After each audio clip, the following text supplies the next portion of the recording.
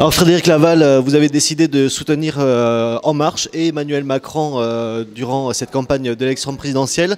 Alors d'abord, pourquoi ce choix? Bon, alors déjà, nous ne sommes pas, comme je l'ai dit, pour Emmanuel Macron, mais avec Emmanuel Macron, parce que nous sommes toute une équipe qui le soutient et qui a des propositions, qui lui soumet ces propositions, qui sont étudiées. Donc nous sommes déjà, on va dire, dans l'esprit, c'est avec lui. Alors pourquoi est-ce qu'on est avec Emmanuel Macron et on est avec En Marche? C'est déjà parce qu'il a eu le courage politique de s'engager très tôt dans cette campagne seul, a priori. Donc ça, c'était quand même très courageux. Généralement, les autres ne s'installent que s'ils ont derrière une armée, une écurie qui les soutient. Là, c'était quand même une volonté politique forte qui a sensibilisé les personnes. La valeur travail qu'il met en avant est aussi pour nous quelque chose d'essentiel, puisqu'on pense que c'est un élément essentiel de la socialisation des personnes, que l'émancipation par le travail, c'est quelque chose qui est vraiment important pour nous, pour les Français, et donc ça a mobilisé plein de personnes. Et un autre point important, c'est la partie renouvellement du personnel politique qui est associé à Emmanuel Macron, puisque les personnes qui l'entourent sont de tous les milieux sociaux. Nous n'avons pas, comme au Parti socialiste, plein de fonctionnaires, ou comme dans les partis de droite, des chefs d'entreprise ou des professions libérales. Là, vraiment, nous rencontrons des gens qui viennent de tous les milieux, et des chefs d'entreprise, et des fonctionnaires, et des chômeurs, et des retraités. D'ailleurs, j'en viens à ce point-là, puisque pour parler de la remontation au niveau des âges, pour les âges, autant quand on voit dans les élections des primaires, une moyenne d'âge qui était ou pour la primaire de gauche qui a eu lieu en 2011 ou pour la primaire de droite qui a eu lieu là en 2016, un âge de moyen de votants de plus de 60 ans. Quand on voit les gens qui sont autour d'Emmanuel Macron, son staff, il a moins de 30 ans, le responsable des référents, il a 24 ans. Donc il y a un renouvellement à la fois des personnes qui est envisagé, à la fois du nombre de milieux sociaux qui sont représentés. Donc tout ça, ça mobilise des énergies. Ce qu'on dit, lui, il va changer les choses. C'est le candidat du progrès contre le conservatisme. C'est le candidat de l'avenir contre le candidat du passé. Et tout ça, c'est pour ça qu'on se retrouve aujourd'hui à 140 000 en France, quoi. À savoir 4 fois plus qu'au Parti socialiste, par exemple. Alors, justement, le Parti socialiste que vous connaissez bien, puisque vous en êtes un des membres, vous êtes aussi le responsable du groupe, le président du groupe socialiste et apparenté au conseil départemental. Est-ce que c'est aussi un choix d'accompagner peut-être une évolution de la gauche et du Parti socialiste avec Emmanuel Macron qui vous avez fait l'accompagner?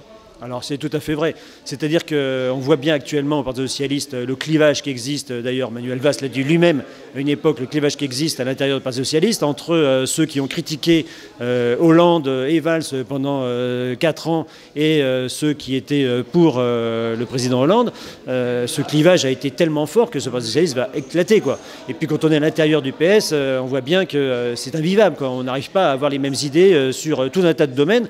Franchement, il faut réussir à clarifier les choses et avoir quelqu'un qui fédère toutes ces énergies positivement et non pas comme ça se passe actuellement, ça se passe d'ailleurs à droite aussi, hein, cette opposition qu'il y a en certains candidats de droite, le fait que Fillon dise qu'il est catholique ou chrétien pour dire que sa politique sera bonne, ça heurte des sensibilités laïques à droite aussi, quoi. Et donc du coup il y a un clivage qui se crée et à droite et à gauche dans les partis traditionnels qui font qu'un parti comme c'est pas encore un parti, mais un mouvement comme celui d'Emmanuel Macron a toutes les chances de réussir, puisque lui, au contraire, il est positif, il fait venir des gens de tous les milieux et il y a une création du programme ensemble et un soutien du programme ensemble parce qu'on veut changer le pays ensemble et non pas courir après un poste ou un autre, comme se font dans les partis traditionnels, comme ça se fait les partis traditionnels. Cette démarche rappelle un petit peu le désir d'avenir de Ségolène Royal, que vous connaissez bien puisque vous étiez également le soutien de Ségolène Royal lors de sa campagne en 2007. Est-ce que vous espérez faire aussi bien, voire mieux, j'imagine? Alors déjà, on peut remarquer que Ségolène Royal a apporté non pas son soutien franc, mais en tout cas, pas encore en tout cas, mais elle est très sensibilisée au parcours d'Emmanuel Macron et à ce projet, parce qu'effectivement, dans son projet, il y a la démocratie participative. Alors, Ségolène Royal, on sait qu'elle a échoué parce que, notamment, elle a été descendue par ses propres amis. Au sein de En Marche, ça risque pas de se produire. Donc nous avons toute la positivité de la démocratie participative sans les gens qui vont nous savonner la planche derrière. Donc a priori, ça devrait réussir. Un dernier mot avec un rendez-vous qui est fait pour les futurs adhérents d'En Marche, puisqu'il y aura une réunion départementale qui s'organise dans quelques jours.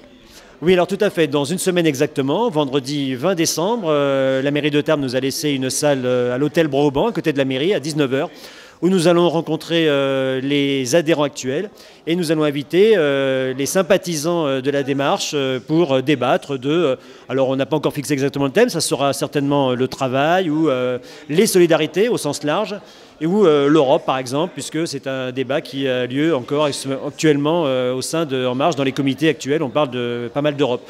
Donc ça sera l'un des trois thèmes, on en parlera sur place, ou peut-être que ça sera les trois d'ailleurs.